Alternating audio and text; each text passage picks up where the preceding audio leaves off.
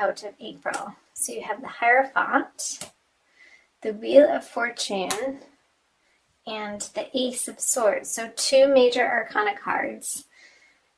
And I also pull clarifying cards as well. I think I'm going to do that right away, especially on the major arcana cards. Another major arcana, big, super energies leading out of March. So 2 nights, which are not moving very fast. So yeah, I was picking up on that stagnation of energy. And this message here, I'm going to jump right over here, is when your thoughts, Sagittarius, get sharp and single-minded, focus-pointed, and that's like his grip on this sword is really tight. Even though his hand is coming out of a cloud and it's ethereal. The message is, like, see these hills here and the water? Like, get yourself out into nature, mountains, stream side. The ice is starting to break up in the northern hemisphere, so the birds are chirping, the days are longer, the sun is shining, and I feel like nature has this pot of gold for you.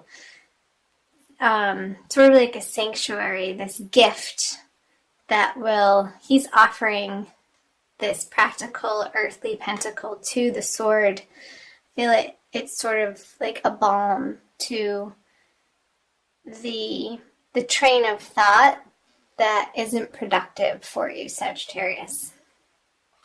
So it's definitely picking up on the energy, like I said in the beginning of the reading. So let's see, let's go here. The Knight of Cups on the Wheel of Fortune.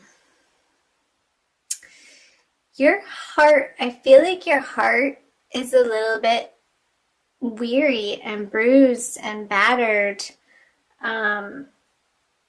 from past things that have happened. Obviously not things that have not happened yet.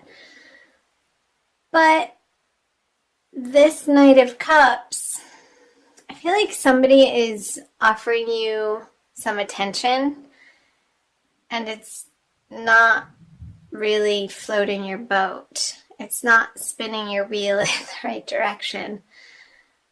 I feel like you're spending a lot of alone time coming out of March to reassess your goals, what your next steps are, and how your values inform those goals. And what your values are. There's something to do with your goals having to feel appropriate, emotionally ignited, and you're not quite ready to cross this river to commit, because once this horse steps into that river, there's no going back. So I feel like he's assessing the situation over here as the wheels of fortune in your life are turning. And I feel like you are coming up to an upswing, but you're coming out of this time period in March of some pretty heavy energies. The Hierophant and the Devil. I'm just listening. It's like you want to take this cloak off. Like he wants to be over here. But this guy is preaching to the crowd and is dressed like this because he feels like that's what is expected of him in a traditional sense. But really he just wants to be over here and play with fire and get naked and throw his clothes off and throw caution to the wind and just sort of follow his passions and his desires. So maybe that has something to do with playing outside and not feeling like your old responsibilities that either you've put on yourself or other people have put on you feel appropriate anymore. You just don't feel like dealing. I sense a little bit of fatigue. Like I said here, I feel like your heart feels a little bit weary and is undergoing some pretty significant healing, Sagittarius. And I know this isn't a love reading, this is the general reading. So do check out your love readings. They're not quite up yet, depending on when you're watching this, but I will get to them, I promise. So let's do April. Let's jump down here. So the Three of Pentacles. Oh, the Six of Cups. And the Ace of Pentacles. Yeah, thankfully you're moving out of this energy. You will see brighter days in April. I am happy to report.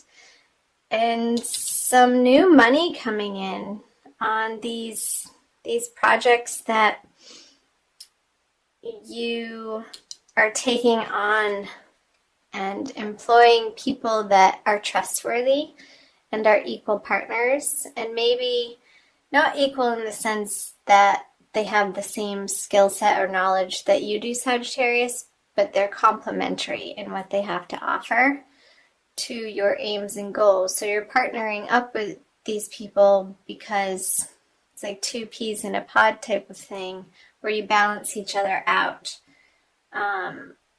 And it could be a revisit from somebody that you've worked with in the past that worked out great, and then you guys split ways because you had other things to attend to, different projects, different career paths. But now you're reconvening in April, and Mercury is going retrograde at the end of March, and it will be retrograde and stationing direct towards the end of April. So it's very common for people to reappear from your past. So let's see what the clarifiers say. Okay, Seven of Wands in reverse, the Six of Wands, success. Awesome. Yeah, this line feels so much different than this line. Once you get through that last week of March, Sagittarius, and through that second full moon on the 31st of March, I feel like that's going to shift the energy for you tremendously. You're going to have more of a bounce in your step, some lightness in your heart.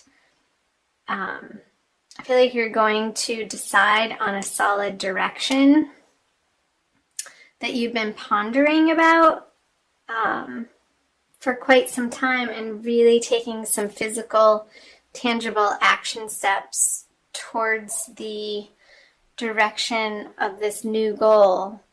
I feel like, again, you have been thinking about it for a while, and you may have done a little bit with it in the past, but I feel like it's taking a turn in a new, better, more exciting direction for you, and it's going to pull you out of this despair feeling, and really get you excited to get out of bed again. Let's see. Let's do this. So you really want it to feel easy. I'm getting that with the Seven of Wands on the Three of Pentacles. The struggle, you don't want to have to struggle to get things done anymore. Like the squeaky wheel gets the grease type of thing. You want your projects and relationships to run like well-oiled machines, is the picture that I just got. Like a locomotive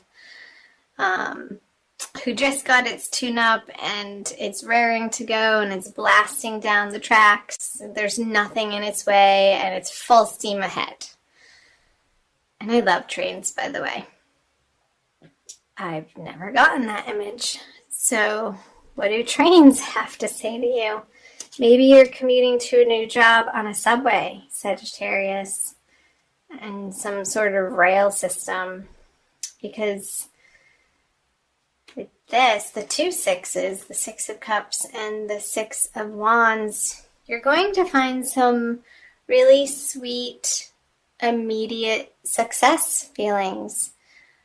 I want to say around the new moon, so the second week of April, leading into the third part of April, with these individuals who you are reestablishing a working relationship with.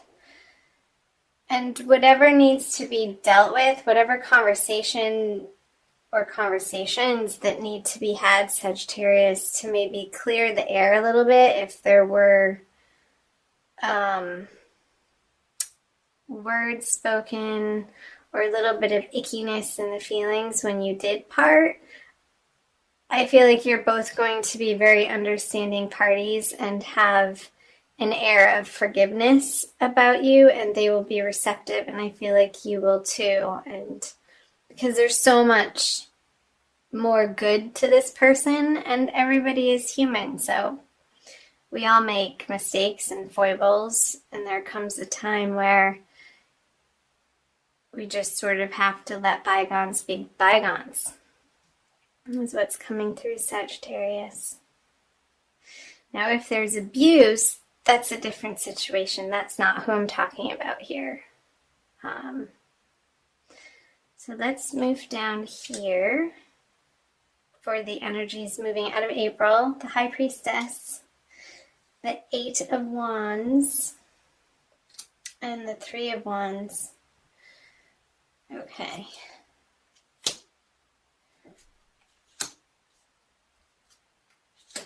This feels a little bit more geared towards your romantic life. So again, I want to say check out your Divine Love reading when it's posted. When you subscribe, click on the notification button and you'll get notified when those go up. Because I feel like there's maybe going to be some stumbling blocks, and it could be with this person, and it could be through that communication I was talking about where you didn't see eye to eye. And there could be a little bit of miscommunications, but keep at it. Keep your head on your shoulders, Sagittarius, and this success in the forefront of your mind whenever you communicate with somebody, and have the highest and best outcome at the forefront of what you're aiming for. This over here,